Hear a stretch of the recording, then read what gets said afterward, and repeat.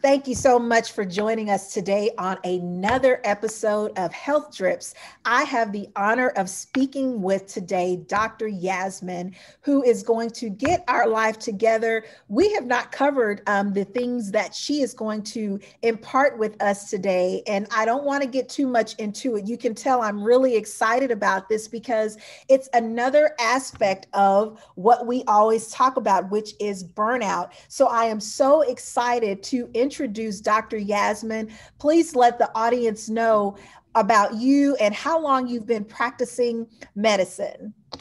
Thank you for having me, Paulishia. I am super excited to be here on your platform. My name is Dr. Yasmin, as Paulishia said. I'm a board certified OBGYN practicing obstetrics and gynecology for almost 20 years. Healthcare systems. I have moved across countries and I have practiced as an OBGYN in England, and I have practiced gynecology and obstetrics in United Kingdom, and I have practiced here in United States, in Wisconsin, and now I have moved to Raleigh in North Carolina, and I have my own private practice where I am seeing patients who are navigating midlife problems from perimenopause, like 40 and above, and going towards their ripe years, young years of menopause and beyond. So women who go through this is the people, my people who I take care of. Yes. So when you talk about, and I know we're talking to physicians and they are familiar with the term, but some may not be familiar with what you mean when you specifically say menopause, perimenopause, and midlife transition. So can you give us a little bit more information about what that is and how that impacts women, and not only just women, Dr. Yasmin, but relationships in general? It not only affects us, but also our spouses, our boyfriends, those that we are in relationship with. Sure, that's such a great question. Perimenopause is a phase that can begin at any time, even at late 30s. Point where this phase begins in life, but typically around 38 to 40 years of age. Okay. It just means that your ovulation from your ovaries is getting irregular. You're not making an egg every month, so your cycles get a little erratic. They either become very short or they become very long and heavy. Mm-hmm. They have mood swings. People come to me and say, I feel sad at times, and other times I'm irritable. I was such a mellow person, but now I get irritated with little things around me, like in your relationships, like the way you described. I'm not very patient with my kids, with my husband, or with my colleagues. And that is a change that women do realize that's happening around 42, 45. Is this happening to me? They don't know the reason because nobody has explained what perimenopause is. Yeah. This is all happening, the mood swings, the irregular menstrual cycles. Mm-hmm. And people get hot flashes. They may not be raging every minute or every couple hours, but an occasional hot flash, like a sensation of warmth from your scalp to your face, getting flushed, going to your neck and your upper chest. Mm-hmm. And then you feel dizzy after that flash, or you get confused. And many women present to me with, I am kind of not able to concentrate on the stuff that I was so good at. Yes. I was able to do my Excel sheets like boom. I was able to be on top of my tasks. I could just keep doing so fast, but my concentration is not that strong, and I keep forgetting little things. Yeah. Like I keep a key in my pocket and I go to my car. I don't know where the keys are, or I don't know what I ate last night for dinner. Mm-hmm. What I did, like short-term memory, like, it's just like 2 days or 3 days stuff women tend to forget. So let me ask you this, because you brought something up very, very key. One of the things that I talk about is, taking care of yourself, self-care, and being in alignment. And one of the things that we really, really impress upon clients is when you're dealing with a traumatic experience, or when you are experiencing burnout, or you feel like something is off. Now, the way that we are really putting out information is mind, body, and spirit. So, if things are not aligned the way they need to be, something's going to go missing. So when you talk about the symptoms that some of your patients experience, specifically cognition, I didn't really key into that also might be because of the midlife transition that they are experiencing. Yes. And that's where we form a collaboration. And it takes a village to diagnose this, because this is a phase that we haven't spoken about for historically. We don't talk about perimenopause and menopause affecting burnout. We talk about this phase that can aggravate your burnout, because you could be going through changes in your body, in your mind, in your soul, in your spirit. And you are just attributing it to your situation, or you're kind of getting frustrated trying to fix different things. It could just be a hormonal chaos happening in you, that we need to dial that in and correct that. Or we need to tell you, be prepared for this change in the transition, this phase of transition. As some kind of a reverse puberty. When you are 13 and you get your first menstrual period, or 12, your mothers and grandmothers spoke to you about it. We educated our girls, our daughters, our sisters about, okay, this is a phase of puberty in your life. You're going to have this menstrual period, you're going to have babies, and you're going to do that.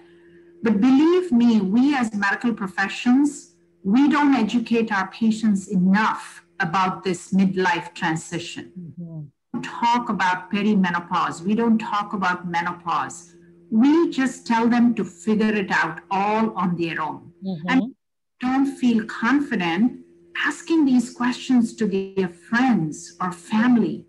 Because historically, there's so much shame and taboo attached to this midlife phase. Or my friend, or somebody's going to think I'm aging. There's ageism attached to that. There's not attached to that historically, because my grandmother never spoke about menopause or perimenopause. Can I even talk about this? My doctors are not telling me. My physicians are not asking me. Should I be looking into this? Right. So how do you feel like, you've talked about like you're on the patient side, but do you come across colleagues that have experienced this, and they, it's like a secret amongst your own colleagues as physicians? Who do I go talk to? I am experiencing, like you said, some of the things that are pushing towards the burnout. I'm experiencing more anxiety, and that is possibly due to that hormonal change that you mentioned. What's your experience there? Yeah, I see that all the time. Being myself, the privilege that I have from the space that I am in, I know what's happening in your ovaries. I know your anatomy. I have the wisdom of your body and functioning. My patients, and maybe my colleagues, have an idea because they've gone through medical school. They've read about ovaries. They've read about uterus and everything.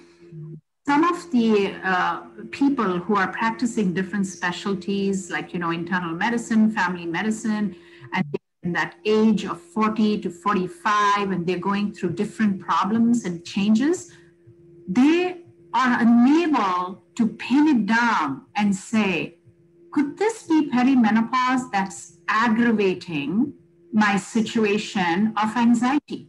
I have a bad work situation that's causing me burnout.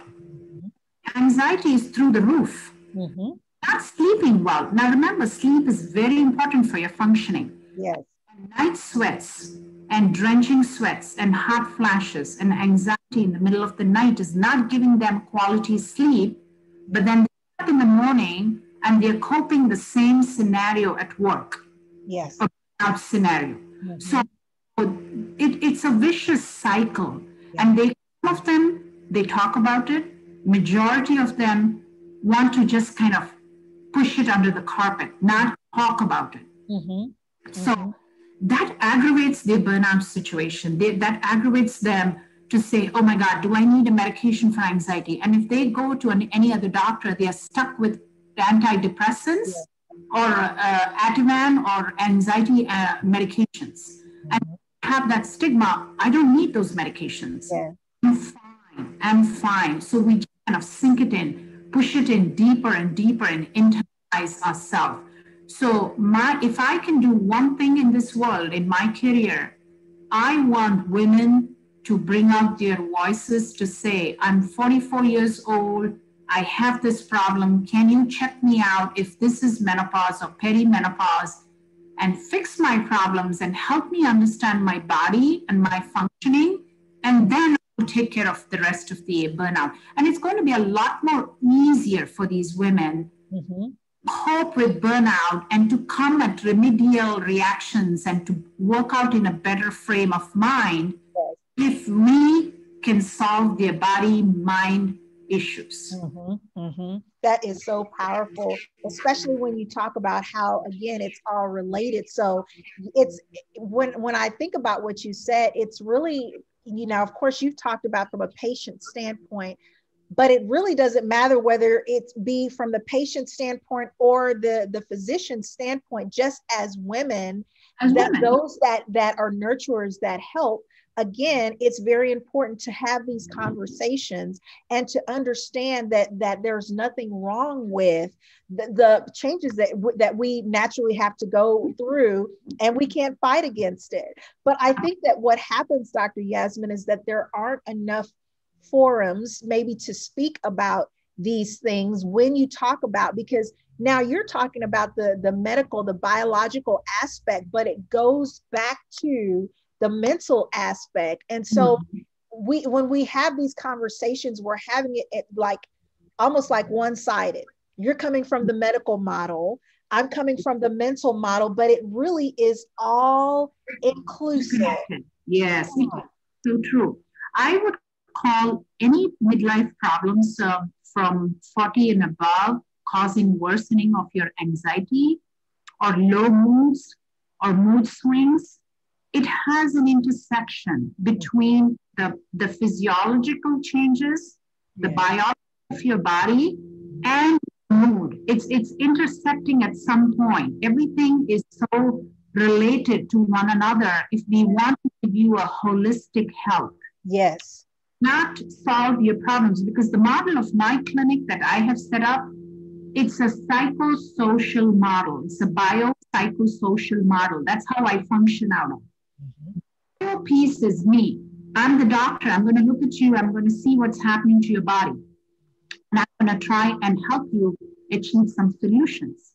Yeah. I need a psychotherapist to really take care of your mindset issues. And there are some social conditions in your surrounding, in your condition that's aggravating your burnout, or it's causing problems in your relationship, that my psychotherapist has to look at it and tease out those issues for you. Really sit down in front of you. And then you collaborate with me, and I'm going to help you achieve an optimal level of maybe hormones, or it could be anything. But it has to be a collaborative model to give holistic health to women. And piece is missing in large health systems. And that's another reason I moved away from joining a very large health system, and I've set up my own private practice, because I did not believe in short Band-Aid answers in 15-minute visits.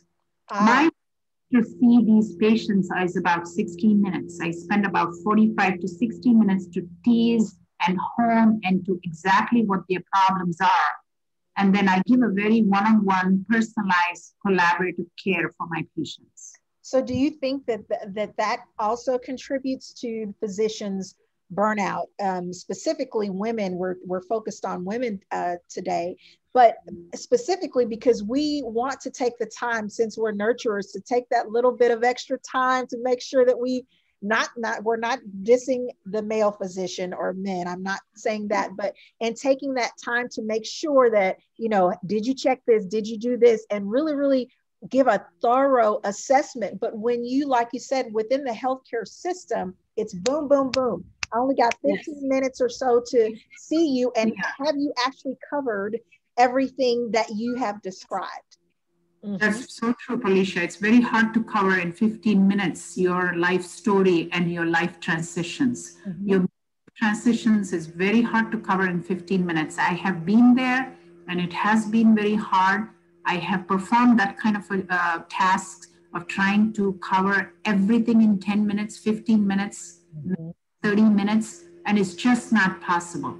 That also be contributing to burnout on both ends, from the physician end and the patient dissatisfaction. Yes. The patient is not getting what she came for, and the physician is not feeling very happy about that consultation because she didn't do a good job in those 20 minutes or 30 minutes.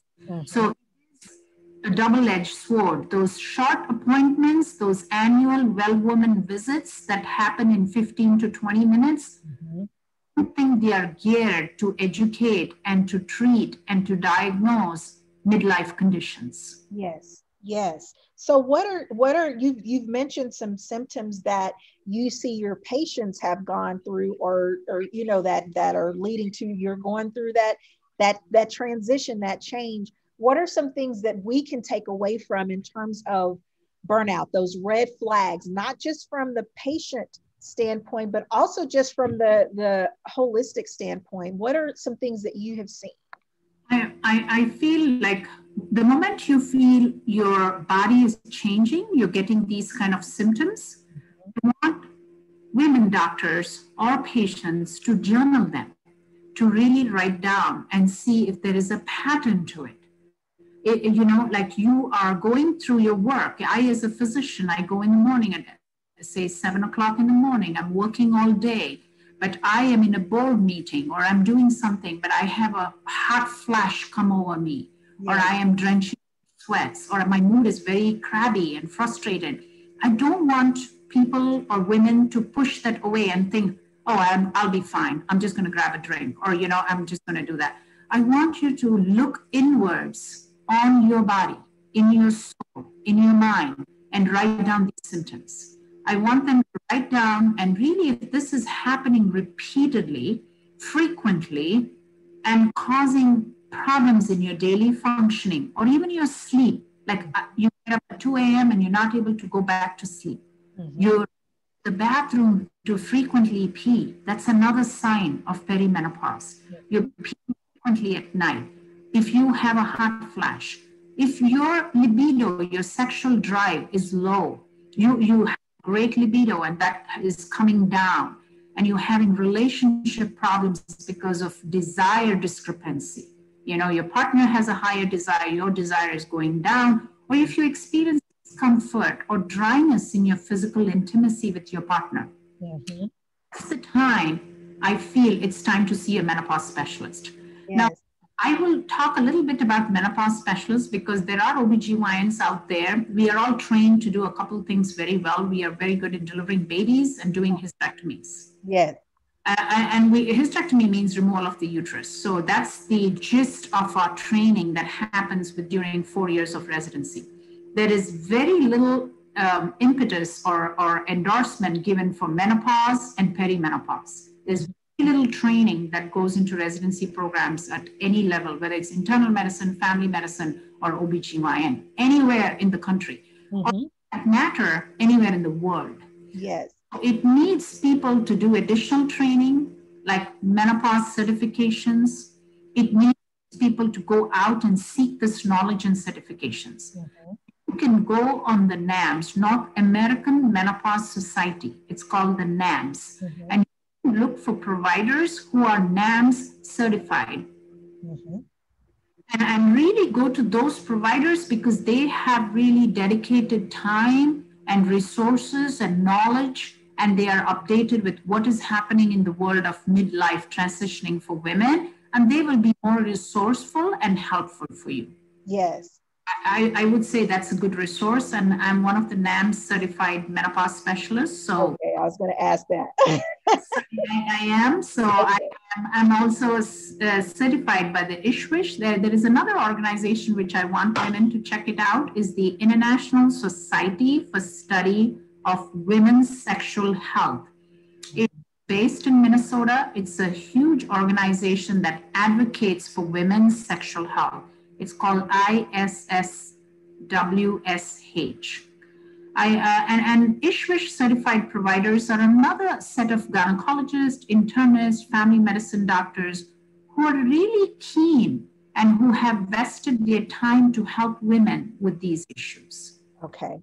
Those are some great resources, Dr. Yasmin. I want to ask, as we're coming to a close on today, this has been wonderful. I know you have really provided more education for me personally, and I know that the listeners today are just blown away, because this conversation, we don't have it. It's always taboo. And to even hear how everything is linked, interlinked, that just really gave me an aha moment. So thank you so much for that. Are there any projects or things that you're working on within your practice or even outside of your practice that you want us to help support you in?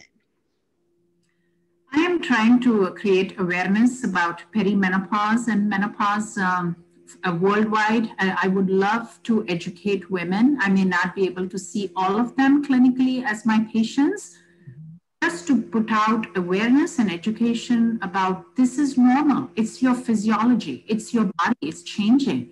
Yes. I mean, be prepared for this change. And if you need help, we are here to help you and treat you and keep you empowered through this journey. Yes. So now, how can we connect with you if you're wanting to do a consultation?